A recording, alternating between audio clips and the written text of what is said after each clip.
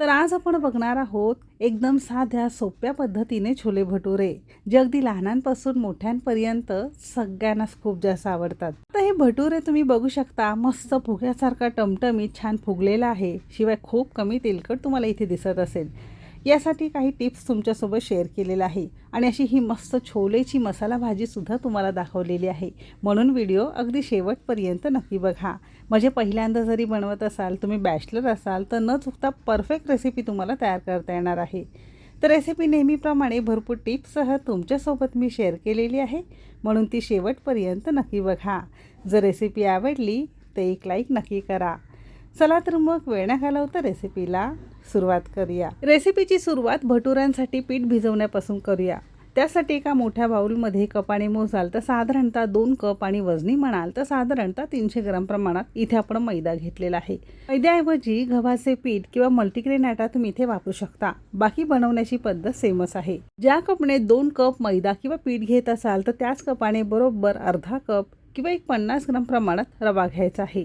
जाड बारीक कोणताही घरामध्ये उपलब्ध असेल तो तुम्ही इथे वापरू शकता। आता सेम कपाने बरोबर अर्धा कप आणि वजनी म्हणाल तर साधारणतः 150 ग्राम प्रमाणात इथे आपण ताजं दही घेतलेलं आहे। रेडीमेड दही वापरलं तरीसुद्धा चालू शकेल। याचबरोबर इथे आपण अगदी चमचाभर साखर घेणार आहोत, म्हणजे भटुऱ्यांना रंग आणि चव अगदी मस्त येते। अर्धा चमचा किंवा चवीपुरतं मीठ घेतलेलं आहे आणि अर्धा चमचा आपण इथे बेकिंग पावडर घेणार आहोत। याने तुमचे भटुरे अगदी मस्त सॉफ्ट आणि अगदी कापसाप्रमाणे मऊसूत होतात। डब्यामध्ये किंवा पॅकेटमध्ये असं हे उपलब्ध असतं बेकिंग पावडर, ते तुम्ही इथे वापरू शकता। इथे आपण अगदी पाव चमचा खाण्याचा सोडा घेतलाय, जो भज्यांमध्ये वगैरे आपण वापरत असतो। तुमच्याकडे बेकिंग पावडर, बेकिंग सोडा हे दोन्ही जर नसेल तर इनो फूड सॉल्ट 1 चमचा तुम्ही इथे वापरू शकता। सोबतच 2 चमचे आपण इथे कच्चं तेल घेतलेलं आहे। तुम्ही चमचाभर साजूक तूप वापरलं तरी सुद्धा चालू शकेल। आता ही सगळी जिन्नस हाताने छान आपण चोळून घेणार आहोत, म्हणजे पिठाच्या प्रत्येक कणाकणाला हे सगळे मसाले, सगळे फ्लेवर चांगले लागले पाहिजे। असं हे 2 मिनिटं आपण करून घेतलेलं आहे। आता ज्या कपाने अर्धा कप आपण दही मोजून घेतलेलं होतं, अगदी त्याच कपात पाव कप साधं पाणी घातलंय। म्हणजेच काय, कपाला लागलेलं दहीसुद्धा थोडंसं पाणी घालून आपल्याला यामध्ये पीठ मळण्यासाठी वापरता येतं। अन्न अजिबात वाया घालवायचं नाही। आता इतकं पीठ मळण्यासाठी बरोबर पाव कप आपल्याला इथे साधं पाणी लागलेलं आहे।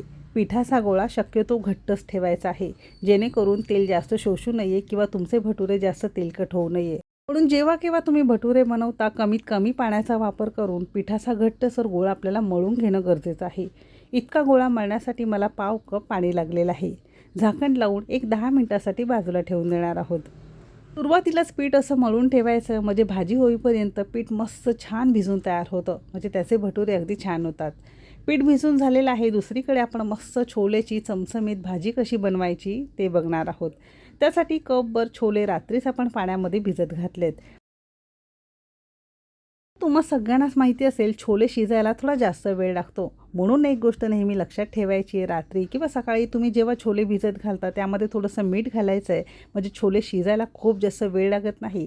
आतपर्यंत मीठ चांगलं मुरलं जातं आणि छोल्याच्या भाजीला चवही अगदी मस्त येते।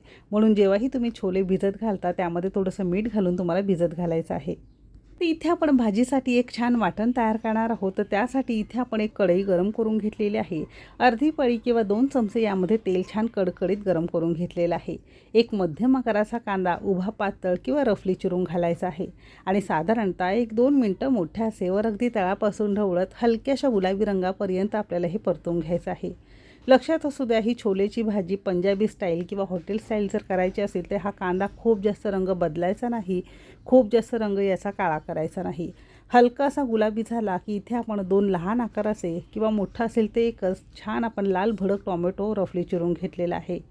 टोमॅटोसुद्धा काही सेकंद थोडासा नरम होईपर्यंत आपल्याला परतून घ्यायचा आहे। टोमॅटो परतायला तसा फार जास्त वेळ लागत नाही, 1 मिनिटभरात चांगला हा नरम झालेला आहे।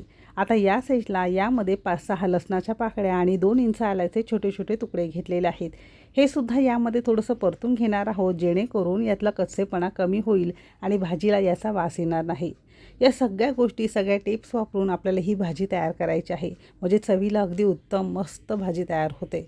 2 मिनटं चांगलं परतून घेतले आणि या स्टेजला गॅस आपण बंद केलेला आहे. सगळी जिन्नस पंख्याखाली संपूर्ण आपल्याला थंड किंवा कोमट करून घ्यायचं आहे.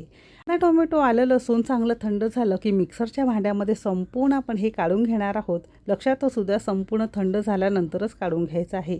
जर पाण्याची गरज वाटली तर थोडंसं पाणी घालू शकता आणि जमेल तितकी बारीक पेस्ट किंवा असं हे वाटण आपल्याला याचं करून घ्यायचं आहे. रंग बघू शकता किती सुंदर आलेला आहे. मी 2 चमचे पाणी वापरून असं हे छान वाटण आपलं तयार केलेलं आहे. आता ही भाजी लवकर व्हावी म्हणून कुकरला तयार करणार आहोत. अगदी एक 5-6 शिट्यांमध्ये तुमची चमचमीत छोलेची भाजी तयार होते. त्यासाठी कुकर गरम करून घेतलेला आहे. आवश्यकतेनुसार किंवा पळीभर आपण यामध्ये तेल घेणार आहोत. हलकंसं गरम झालं की तयार वाटण घालणार आहोत. तेल खूप जास्त कडकडीत असताना वाटण घालायचं नाही, अंगावर किंवा तोंडावर उडतं किंवा आपला किचन प्लॅटफॉर्मसुद्धा खराब होण्याची शक्यता असते.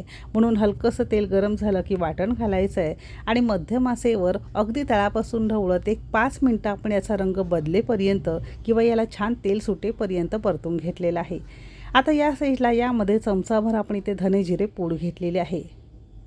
धने जिरे पूड तुमच्याकडे नसेल तर वाटण करताना त्यामध्ये तुम्हाला घालायचं आहे. इथे आपण पाव चमचा हळद घेतलेली आहे. यामध्ये आवडीप्रमाणे आपल्याला काश्मीरी मिरची पूड घ्यायची आहे. ही भाजी फार जास्त तिखट नसते, मात्र याला रंग छान लाल भडक येण्यासाठी आपण इथे काश्मीरी मिरची पूड घेतलेली आहे. जर थोडीशी तिखट आवडत असेल तर थोडंसं रोजच्या वापरातलं तिखट तुम्ही इथे वापरू शकता. सोबतच अर्धा चमचा आपण इथे स्पेशल गरम मसाला पावडर घेतलेली आहे. हे सगळे मसाले आपल्या कुकिंग तिकीट मराठीचे डंकावर कुटलेले आहे.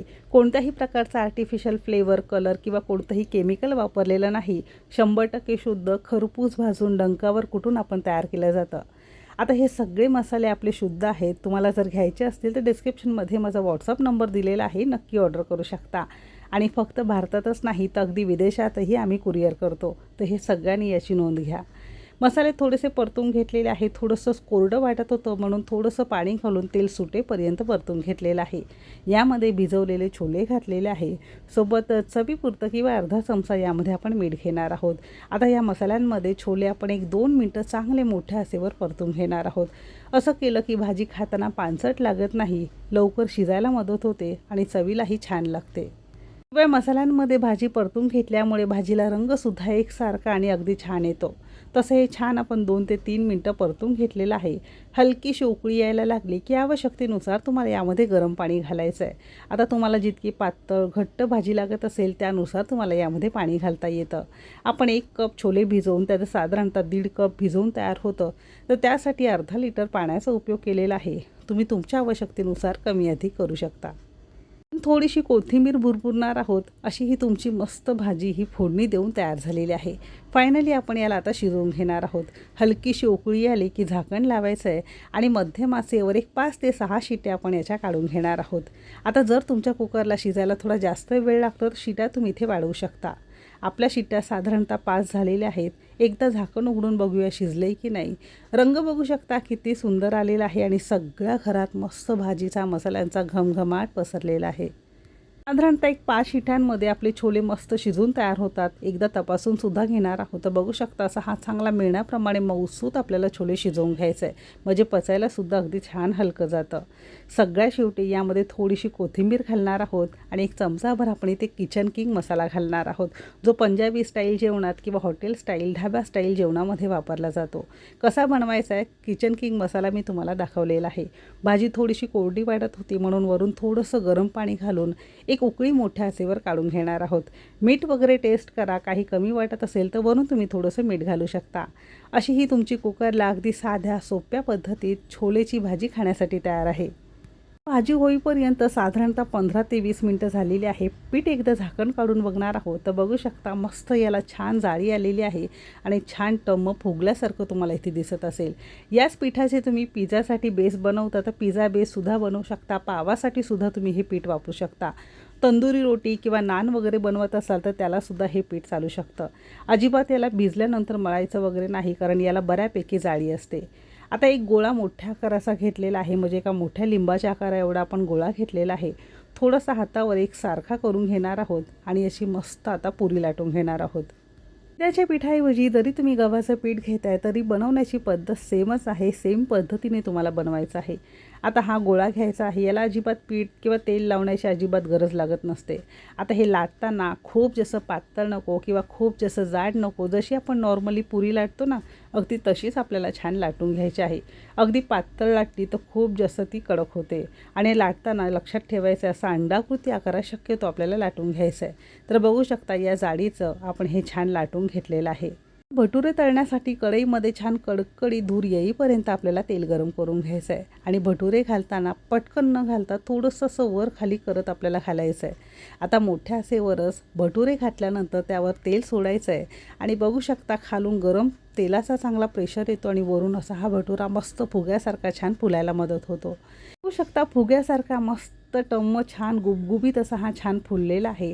जरी छोटे छोटे करत असाल तरी 100% प्रत्येक भटुरे तुमचे फुलणारच आहे. बऱ्याच जणांचे भटुरे तेलकट होतात, कडक होतात किंवा अजिबात ते फुलत नाही. तर वाटीचं किंवा कपाचं कोणत्याही जिन्नसांचं सगळं असं प्रमाण मोजून घ्यायचं आहे आणि पीठ मळताना घट्ट मळायचं आहे म्हणजे तेलकट होत नाही आणि चांगलं फुलायला मदत होतं.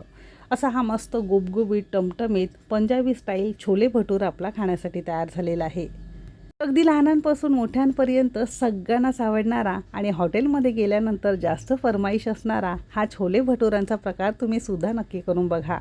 रेसिपी कशी वाटली कमेंट करून नक्की सांगा. रेसिपी आवडली असेल तर एक लाईक नक्की करा. चॅनेलवर नवीन असाल सबस्क्राईब करा.